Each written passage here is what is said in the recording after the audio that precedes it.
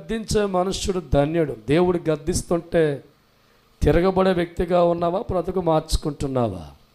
వాక్యంతో నీతో దేవుడు మాట్లాడి గద్దిస్తూ ఉంటే దేవుడు గద్దింపుకు భయపడి పారిపోయే వ్యక్తిగా ఉన్నావా, దగ్గరకు వస్తున్నావా?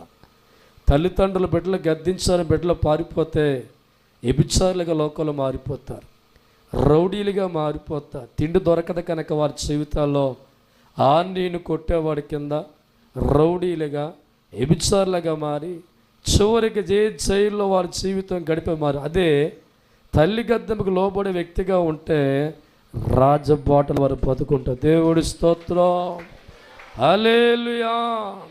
ఈరోజు చాలామంది జీవితాలు దేవుడు వారి జీవితాలు గద్దించినప్పుడు, వారు చేస్తున్న పొరపాట్లకు దేవుడు శిక్ష వేసినప్పుడు, దేవుని తిట్టేవారు కొంతమంది, దేవుని దూషించేవారు కొంతమంది, దేవుడిని అపార్థం చేసుకొని ఇదేం దేవుడు రా బాబు అని చెప్పుకునేవారు చాలామంది ఉన్నారు. దేవుడి స్తోత్రం.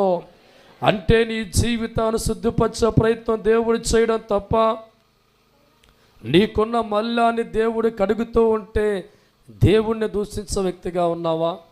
శరీరం మీద ఉన్న మురికి పోగొట్టుకోవడం సబ్బు వాడుతున్నట్లుగా బట్ట మీద ఉన్న మరకలు పోగొట్టే విషయంలో వాటిని నలుపుతూ బాతున్నట్లుగా మనిషి జీవితం దేవుడి చేత ఆస్వాదించమని కోరుకున్న దేవుడు మనుషులు బతుకులో ఉన్న ప్రతి మచ్చను కడిగే టైంలో కాస్త నొప్పిని కలుగుద్ది. దేవుడి స్తోత్రం, హల్లెలూయా. ఈ నొప్పి కలగ్గాను అనుకుంటావు అక్కడే బాగుందగా, సమ్మగుంది నాకు. ఎక్కడ పాపం మానమని చెప్పరో, వ్యభిచారం మానమని చెప్పరో, క్రమంగా ఉండమని చెప్పరో, ప్రభు దీవిస్తున్నాడు. వా, హల్లెలూయా.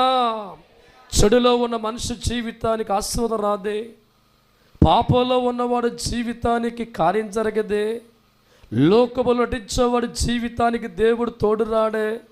ఈరోజు నీ జీవితంలో తోడు రావాలంటే చెడులోంచి, పాపములోంచి, లోకంలోంచి వేరుపరి దేవుడికి అనుకూలమైన జీవితంగా మారితే తప్ప దేవుడి నుంచి ఒక్క మేలు చూడలేవే.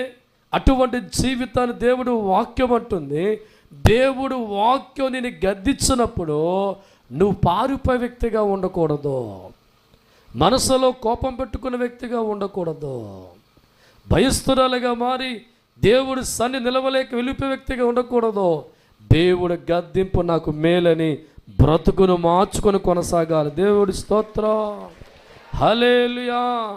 అటువంటి వారి జీవితాల్లో దేవుడు పలికిన మాట వారు ధన్యుడు అంటే అర్థం ఏంటి?